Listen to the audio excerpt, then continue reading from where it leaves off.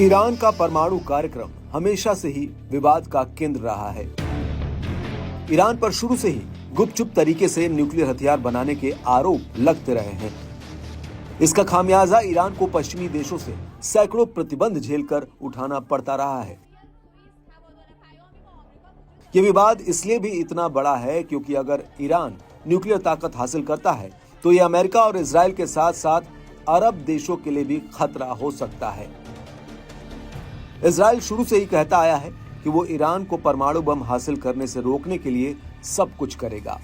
इस बीच ईरान और 3 यूरोपीय देश प्रतिबंधों को हटाने और तेहरान के परमाणु कार्यक्रम पर बातचीत फिर से शुरू करने पर सहमत हो गए हैं।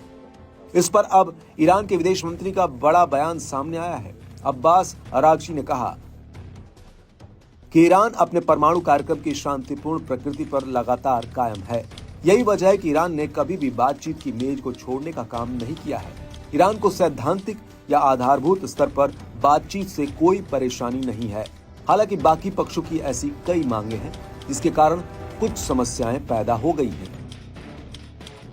अरागची ने जोर दिया कि ईरान की सबसे बड़ी मांग यही है कि परमाणु वार्ता को फिर से शुरू करने की दिशा में रास्ता खोजना है।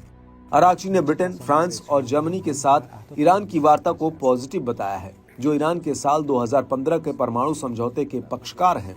मालूम हो कि 2 महीने के भीतर ये दूसरा मौका है जब दोनों पक्ष बात कर रहे हैं। इससे पहले नवंबर में ईरान की ब्रिटेन, फ्रांस और जर्मनी के साथ जिनेवा में गोपनीय बातचीत हुई थी। खास बात है कि ईरान के परमाणु कार्यक्रम पर बातचीत पर इस वक्त ज्यादा ध्यान इसलिए है क्योंकि 20 जनवरी को ट्रंप की व्हाइट हाउस में वापसी हो रही है।